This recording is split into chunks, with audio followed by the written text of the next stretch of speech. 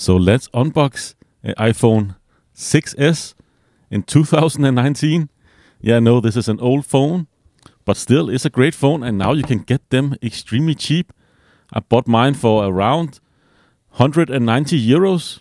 This is the 32 gigabyte variant, brand new. It's not refurbished or anything like that.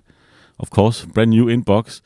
So yeah, very inexpensive, and like I said, 32 gigabytes is the minimum space you can get right now. Not 16 like when it came out, which is way too little, I think, for any kind of phone. But yeah, let's just cut through this seal and have a closer look at its content and see if there's actually any differences from earlier models of iPhone 6s to these ones you can buy in 2019. I think this is a great iPhone still in 2019. You can run the latest iOS 13 and it runs very well on this A9 chip that's in here. So yeah, definitely a great phone, and I think the best, oldest phone you can get iPhone in 2019.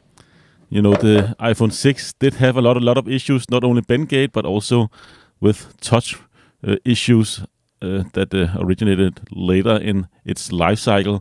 Of course, 6S, I don't believe, had any real issues. At least I have not had any issues with mine 6S. But yeah, of course, first you're met with the phone, and you get this little template like you always do, with the SIM eject tool, of course, so you can put in whatever SIM you want to.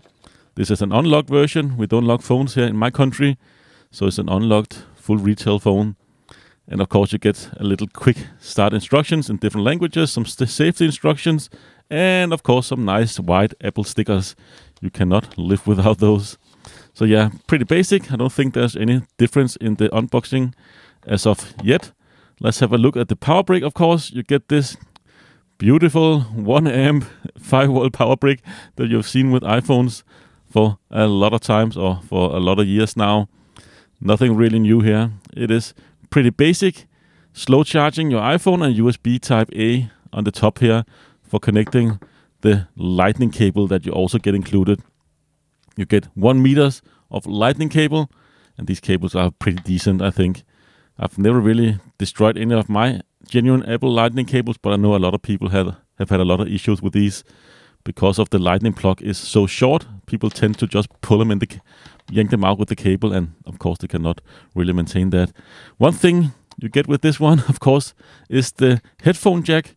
Last iPhone to have a headphone jack, which is pretty nice these days. I don't use a headphone jack all that much, and I've used wireless headphones for many years, so it's not a feature I'm that interested in, but it still is nice for those scenarios where you forgot to charge your headphones and you're at the airport, and of course can just go out and buy whatever kind of wired headphones you want. Very relatively cheap, and get you going. So let's take a closer look at the phone itself. Now that we have unboxed it, let's peel off the plastic. Always very satisfying thing to do with new Apple products. And of course there's plastic on the front and on the back. Just peel it off like so. Newer iPhones only have plastic on the front, I believe. They are facing down when you get them. Or open the box. You can go check my iPhone 11 Pro Max unboxing on this channel. But yeah, pretty nice design, I think still. This is one of the most beautiful iPhones. Round the corners, of course, volume rocker right there. Mute switch, physical mute switch is still something we have on newer iPhones. And of course, if you take it all the way around here, you get the power switch. And on the bottom here, you get the lightning and a mono speaker. And of course, that headphone jack, which is a rarity these days. So yeah, great design, I think. And of course, 7000 series aluminum, so you won't have any bend issues and or touch screen issues. And the battery life is actually pretty great on iOS 13. So yeah, definitely do recommend this phone. Let's just powering up and actually run some benchmarks and see how well it will actually perform here in 2019. This is running iOS 12. So straight out of the box, you can see single core 552 and multi-core is 1025. And let's just compare to an iPhone XS Max. And let's just adjust the brightness so you can actually read the screen here.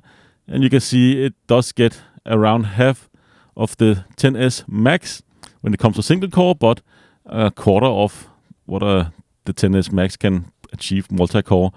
And the Note 9 on the left, you can see here it's actually not that far from a 10S, or excuse me, from a 6S in 2019. So the 6S is definitely not a slow phone. It actually holds its ground pretty nicely, and the same thing goes for the compute benchmark. You can see 2291 on the 6S, and actually not that far from what the Note 9 is able to achieve several years later. So yeah, definitely still a fast and great phone. Bought one for my mom as well, and she really enjoys it, coming from the SE, bigger screen, and just as fast processing and such. So yeah, definitely do recommend the 6S if you can find one cheap.